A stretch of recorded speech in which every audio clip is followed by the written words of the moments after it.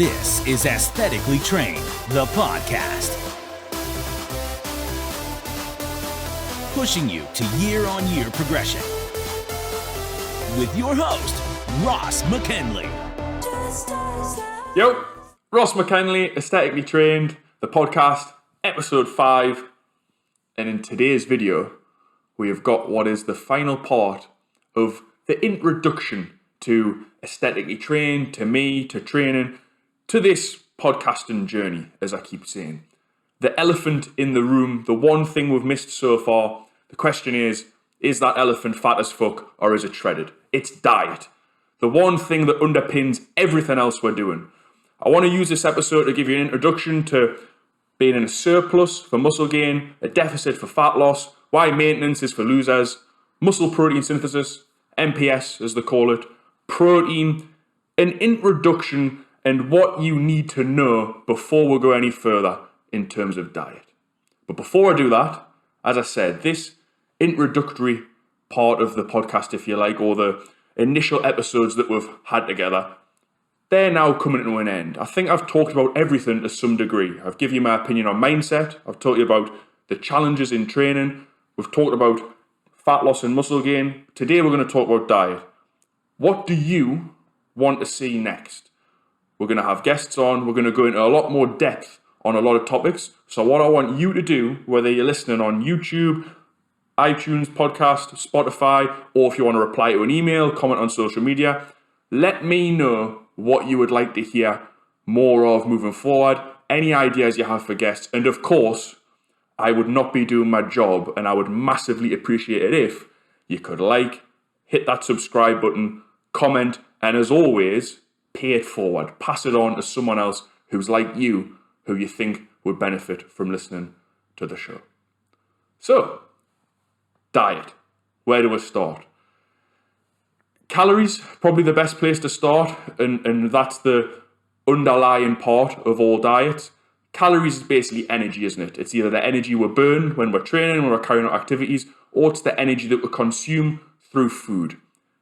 Where calories, or where caloric balance, will determine what direction we're headed in when it comes to a transformation. That might also be referred to as energy balance.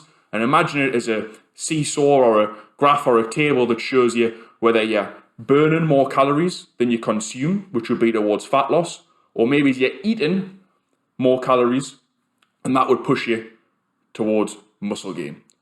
Staying in the middle, as I mentioned at the beginning, is something that I'm not a fan of. I'm sure we're going to get into it in this episode, and that would be classed more as maintenance. There's lots of ways to work out how many calories you should eat. You can use trackers online. Personal trainers will all give you a different method or a different calculation to work that out to get you started. But the important thing is that you have some form of plan and that you know what direction you're headed in. I advise everyone I work with to be working towards fat loss or muscle gain. We don't have anything in mediocrity. We don't have anything in the middle. You don't maintain when you're chasing goals. You don't sit and wonder what's next. If you're staying still, you're moving backwards. We always need to be working towards something. So I always suggest picking fat loss or muscle gain as your goals. Within that, the question everyone's going to ask us next is, we know what calories are. We know what a surplus is. We know what a deficit is. But everyone always wants what? You were listening to this podcast for one reason. You want more knowledge. Most people want certainty. Most lads, most men when they come to me, want to know how many grams of protein they should be having. What's the perfect macro split? Which leads us on to my next thing. Macronutrients, or macros, as you may have heard them referred to, you can track them on apps like MyFitnessPal, you can calculate them yourself, but macronutrients are essentially what your diet is made up of in terms of the makeup of the food. So when you eat a chicken breast, it's predominantly protein, maybe it's a little bit of fat. When you're eating bread, or rice, they're going to be mainly carbs. Every food is made up of macronutrients, and your diet, to some degree, will be made up of different areas or different macronutrients, as well as micronutrients, which are your vitamins and minerals. Most coaches, me as well, will give people a target or a specific weighed food plan. That might be macros that they need to hit during the day. For example, you might have 200 grams of protein, you might have 300 grams of carbs and 80 grams of fat as your total for the day. Other people might give you a weird food plan. You might have a training day diet and a rest day diet. You've got to do what works best for you. What works best for me and all the men that I work with, and what I recommend anyone who wants to make as much progress as possible, is to use a weighed food plan, which means that you weigh your food, you write it down, you know what you're eating throughout the day. The information I'm going to give you next is going to help you with that. First of all, when we talk about calories, kind of missed something there, is when we look at macronutrients, proteins, carbs and fats, they are of course made up of, or they have a calorific value. So if any of you listening, you probably know, you're probably shouting at your radio now, or if you're with other people, you can show off and show them what they are. So I'll do it slowly, so maybe you can tell people with you that you're listening with. Protein, 1 gram of protein has 4 calories.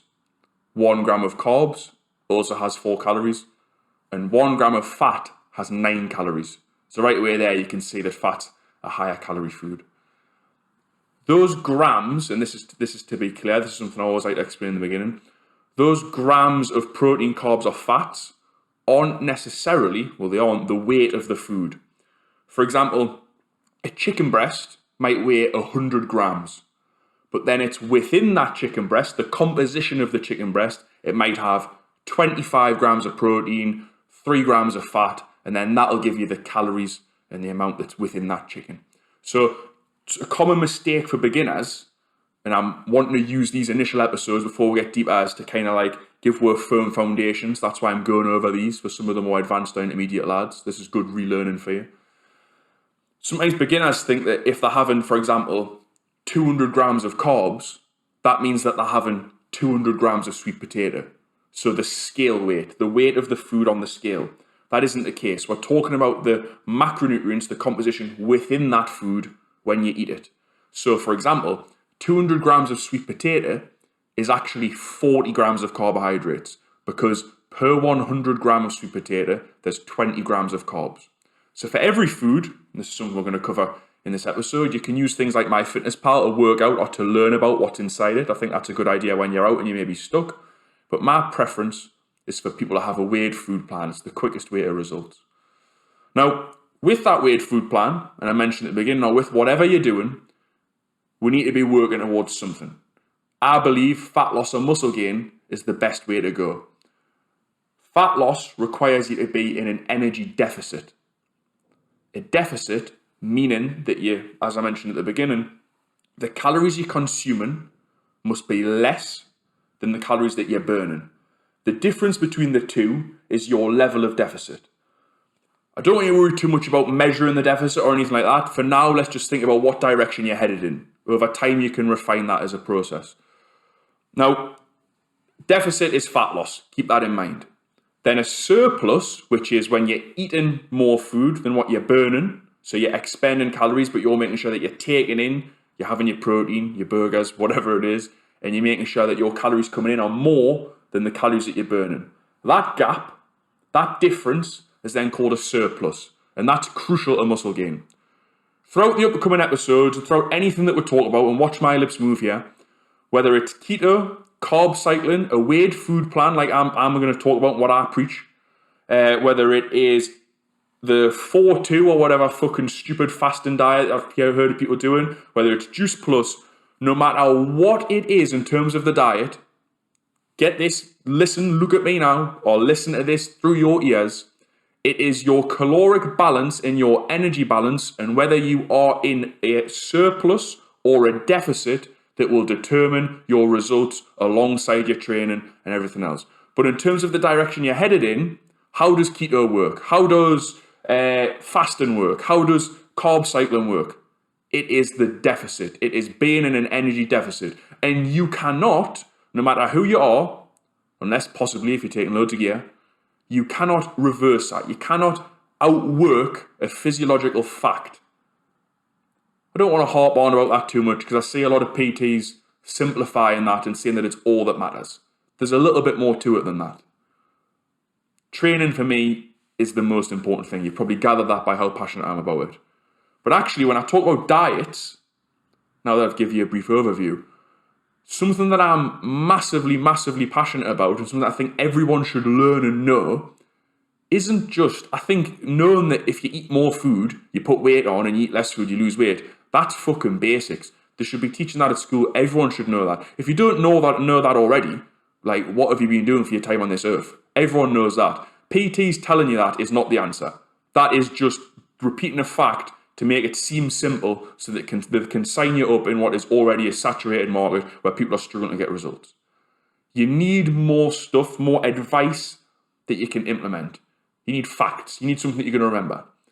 And the one thing that I love to teach people, the one physiological factor, the one area that I love talking about because it fits in great with aesthetics and everything that I preach, whether you're looking at fat loss, muscle gain, for fuck's sake, after this episode, do not think that it's a good idea and not have a goal and be maintenance. But whether you're looking at one of those two things, what's the one constant? What's the constant? Have a think. What's the one thing?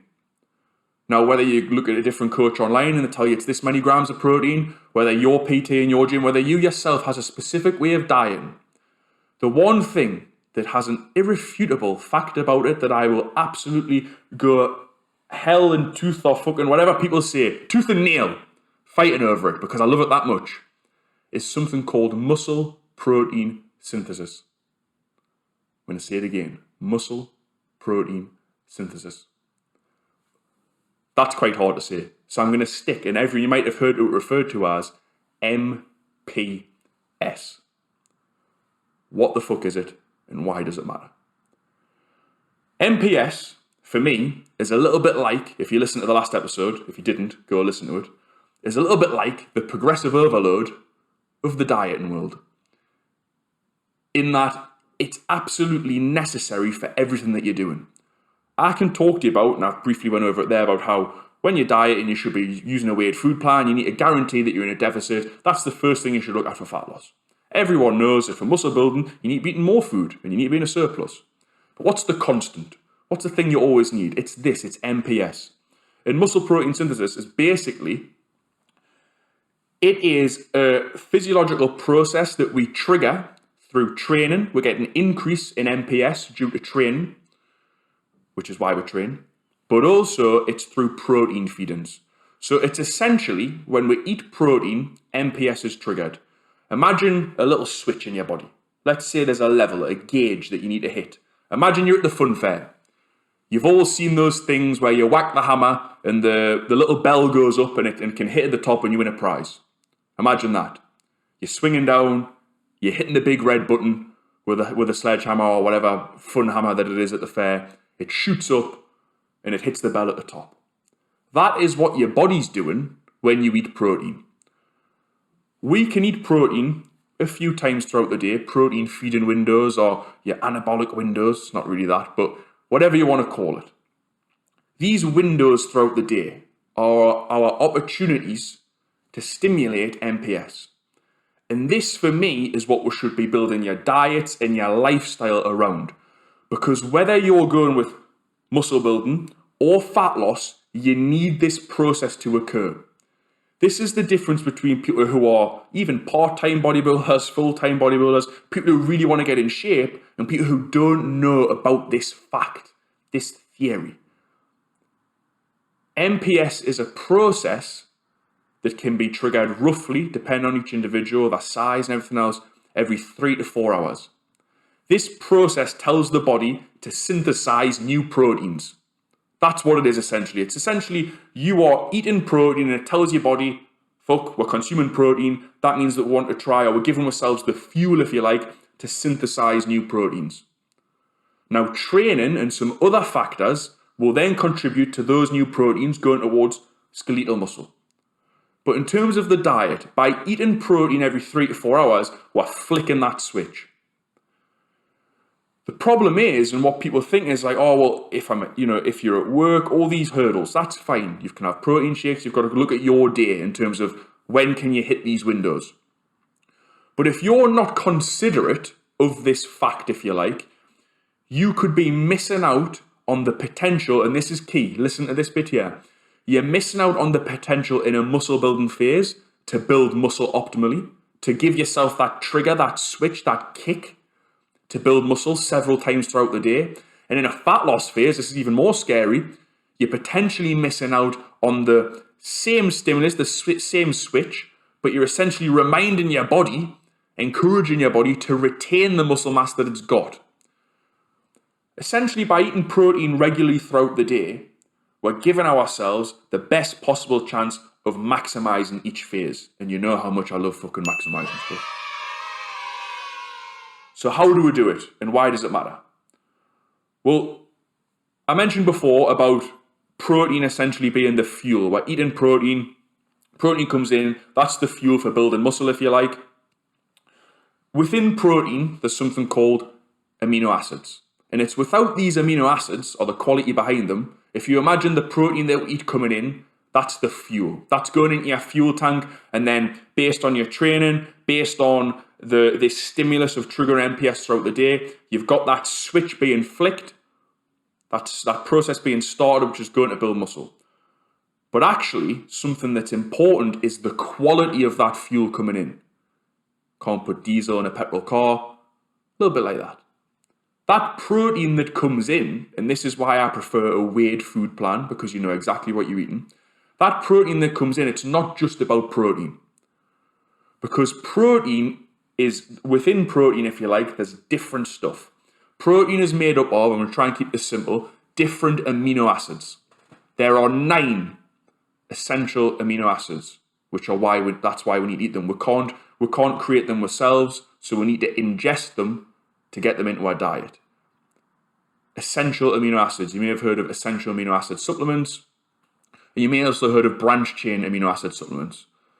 Now, once those amino acids are present, the ones that we're looking for are often referred to, or one of the key ones for anabolism, if you like, for starting or triggering this process, is leucine.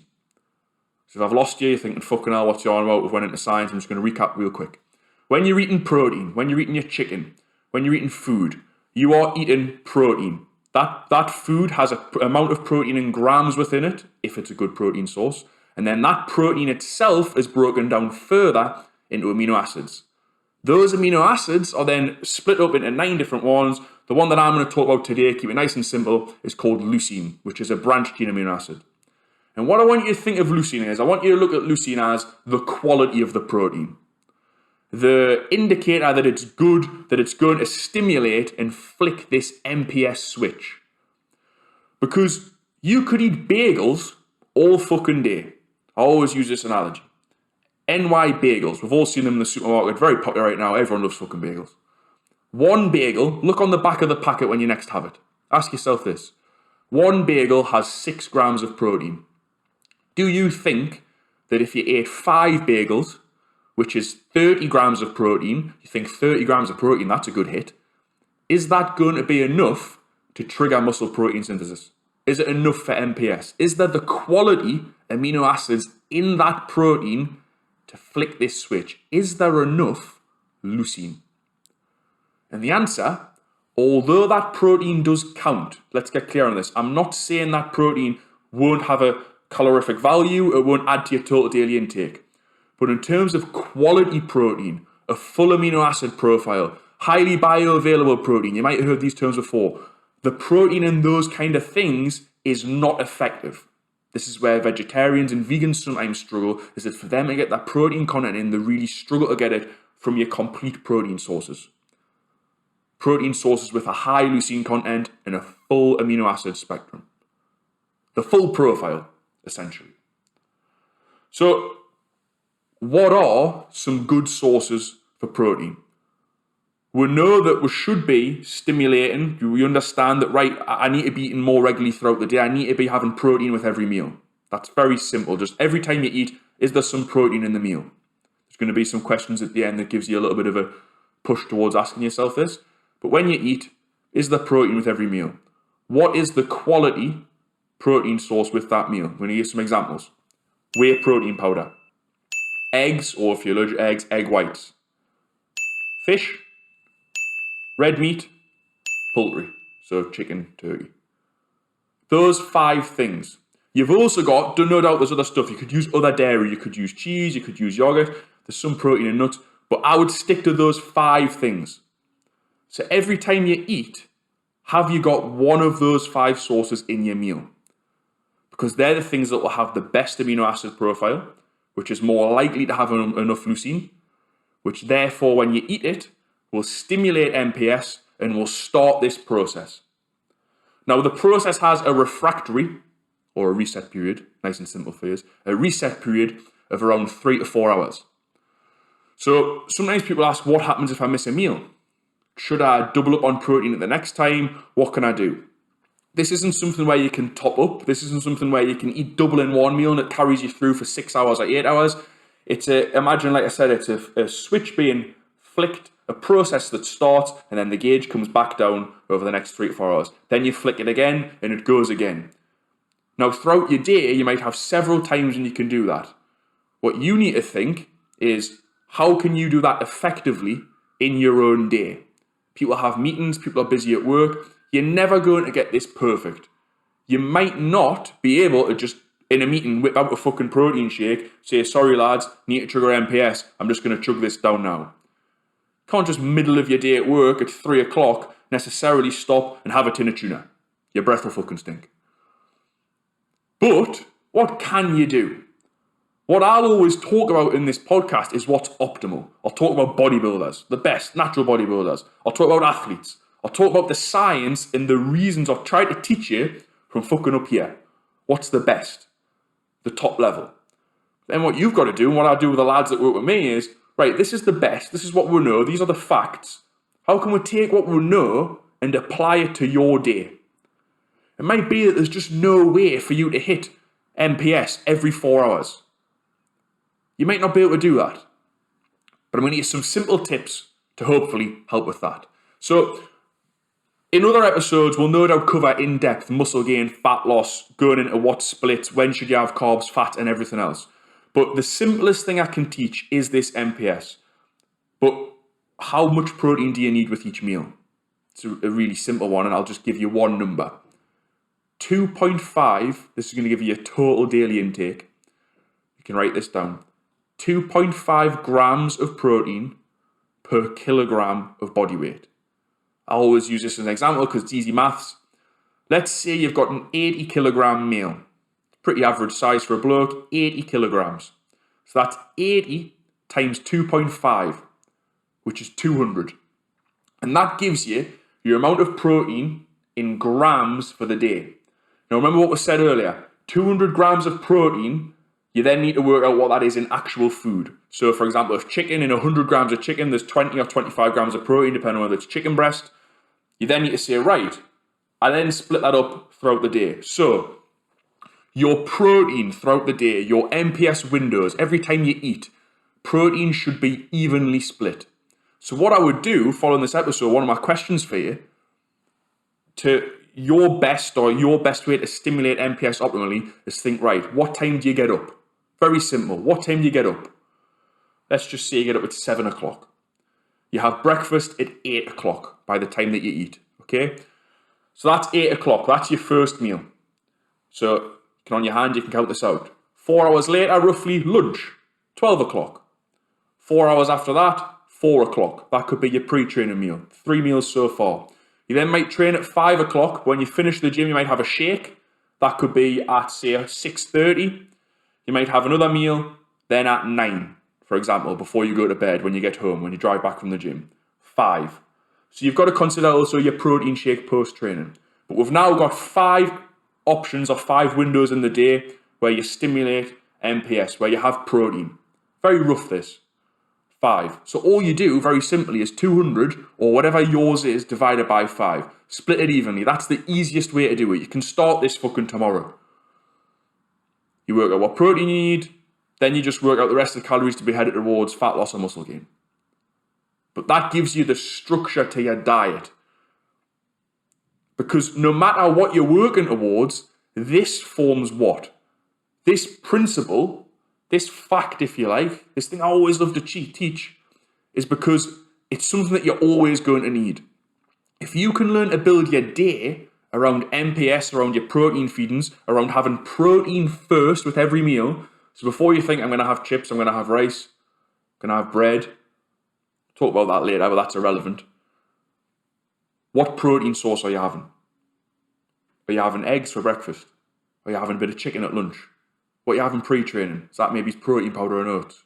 Post-training might be maybe another shake, some salmon, some beef at night, whatever it is. What are your protein sources that you're using throughout the day?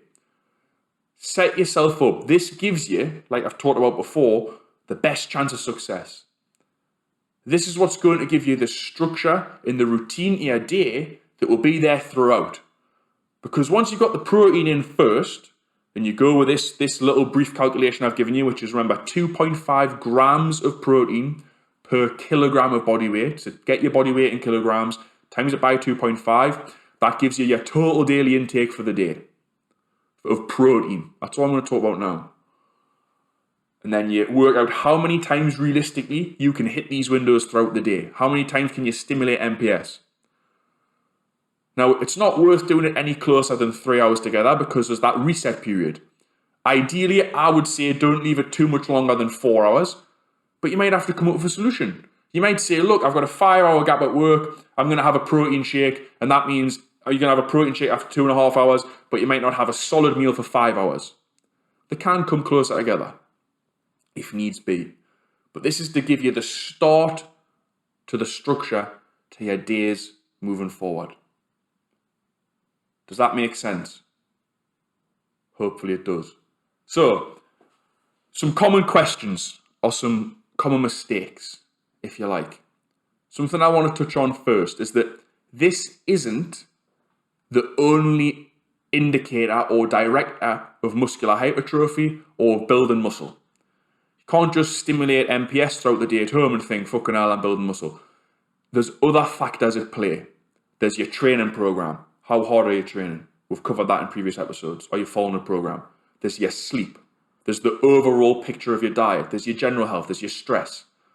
But what this does is, this gives you the best possible chance. It gives you an indication and it ticks the box that you're doing the first thing that you can. You're controlling the controllables, as I love to say. So that's why we do it. And I believe that starting with this, you can then do it in fat loss and muscle gain for the rest of your life, and you're learning about that structure and routine. Common mistakes, something that I want to cover. I've got 4 common mistakes. I'm going to tell you why they're a mistake, and then I'm going to give you the solution, hopefully. So the first one is no plan. Like I mentioned before, this all comes down to caloric or energy balance, being in a deficit or being in a surplus. The common thing that I hear from people is that, I've been trying to diet, but I'm not losing weight. Then I say, you're following a weird food plan. No, I'm just using MyFitnessPal. I'm just tracking. I'm just trying to eat healthier. Listen, everyone can try to eat healthier. It's until you know what it actually factually is that you will get results. If you have a gun to my head, as I say all the time, if you have a gun to my head and you said, Ross, you've got to get these people listening to this podcast in shape, it will be for you to work out your own weird food plan. Because then you know exactly where you're going wrong. You're leaving nothing to chance. There's something called decision fatigue. You may have heard this before. It's a psychologist's term. And essentially it means that when you give yourself lots of decisions to make throughout the day, your ability to make decisions fatigues.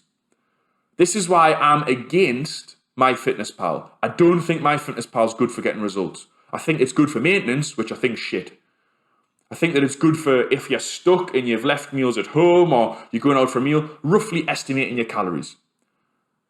But if you want progress, if you want guaranteed results, a weird food plan is the way to go, I'm sorry to tell you. Once you've got results, then you can maybe make amendments. You can give yourself a bit of flex. But you've got to earn the right to flexibility. Some of you are starting a flexible, if it fits your macros food plan, trying to eat healthy. You're not healthy. You're not healthy in the first place. And you're taking the slowest, most ineffective approach to try to get radical results, and then you're wondering why there's a disconnect between where you are and where you want to be at. That makes you think that it's impossible, you become disillusioned and you give up. Do the thing that you fucking know you should do. There's a great thing, I'm sure you've heard of this. The decision fatigue is a great analogy that I like to use about giving yourself as little chances to fuck up essentially during the day as possible. It means that when you wake up, you know what you're eating. It means that for your lunch, you know what you're eating. You're not suddenly going, what should I get for lunch? Should I go and buy this from the shop? Should I maybe get the chicken wrap? Should I get the turkey wrap? What about some fish? No, you're eating fucking chicken. You're eating chicken and rice, broccoli, whatever it is you've decided to put in your plan. People joke about chicken and broccoli and rice. It doesn't have to be that, but I tell you what, it fucking works. But the other thing that you may have heard of is, and this is great, this, for anyone that's got any pets, I love reading about psychology and why people do or don't do things, particularly my clients. And you may have heard this before. There's a person called Jordan Peterson. He's used this on podcasts before. He's talked about studies have shown that when your pet gets ill, you always give the pet the right treatment. If the vet says to you, here's some antibiotics for your pet, your cat, your dog, whatever you prefer, go dogs. You maybe say, right, you would absolutely do your utmost to make sure that they have that antibiotic tablet every day. If they had to lose weight, you'd put them on the diet and you'd make them do it. Because you care for other people sometimes more than yourself, even more so when it's your pets. Sometimes you've got to say to yourself, you've got to treat yourself like that. We don't do it enough. We don't do the best thing for ourselves. People, when they get ill, when the doctor says to you, here's a course of antibiotics, how many people don't do it properly? How many people have them on the first day, then they start feeling better, so they don't finish the course? Then things get worse. They don't take the tablets. They don't take the tablets at the right time. They don't exercise when they get told exercise. They don't do the things, whatever it is, whether it's tablets, exercise, dieting, they know really deep down is what they need to do to make them better. So I'm telling you, for a fact, if you want to get in shape, if you want progress, if you want to earn the right to flexibility later, start with some form of weird food plan. And that all comes from starting with muscle protein synthesis and planning your day around that. That's the first step to working out when you're going to eat in your day. The next common mistake is missing meals. Had this in my latest 28-day challenge. A lad last the other day. What happens if I miss a meal? Can I double up in the next one? Well, I've covered it before. I mentioned it earlier. You can't top up this process. Now, what's important is that you do have the right amount of calories throughout the day. There's no shortcuts with dieting. You need to do your best to try to have the meals at the right time. If you do miss a meal, I wouldn't advise necessarily doubling up the calories in the next meal. But what I would say is that the protein content, the protein that you've missed, is still worth eating with your next meal. Why? Because this is something that I've done that leads us into the next mistake, is that you don't want to ignore total daily protein intake neither. So as much as MPS is important and you're thinking about eating every so many hours, you also need to be considerate of, at the end of the day, how much protein have you actually ate. Because sometimes if you sleep in or you're busy or whatever and you miss a window, I've had this before when I first learned about all this. I used to think, well, actually it's not worth us eating an extra serving of protein. It's not worth topping up my protein or having more protein with certain meals because there's only so much needed at this window. It's a waste. There might be a certain amount of protein needed and leucine needed, as we've went through, the quality of the protein needed to trigger MPS. But at the end of the day, you've also got to consider your total daily intake, because your total daily intake will go against muscle protein breakdown, which is the breakdown of protein that occurs in the body through training and through day-to-day life. So don't ignore total daily intake.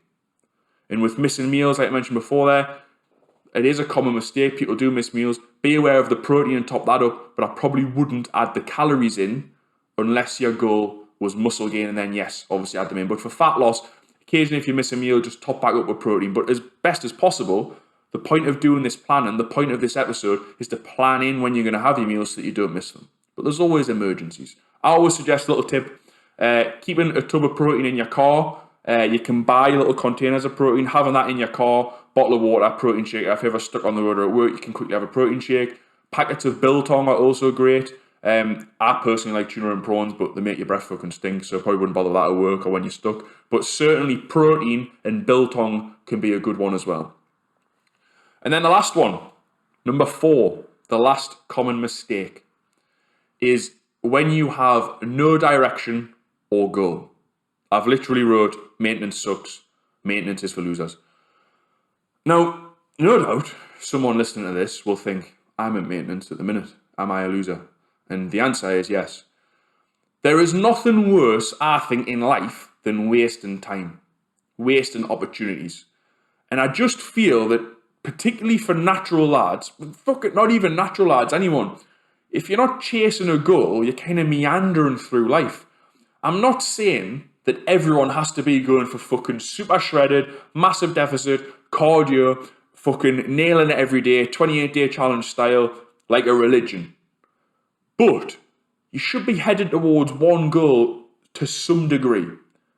You're not necessarily on a fucking super bulk, a perma bulk, and you're on a bulk for months and you're getting fat and you're pulling yourself out of shape. Not everyone is that committed to the cause that they want to go mega heavy on a bulk.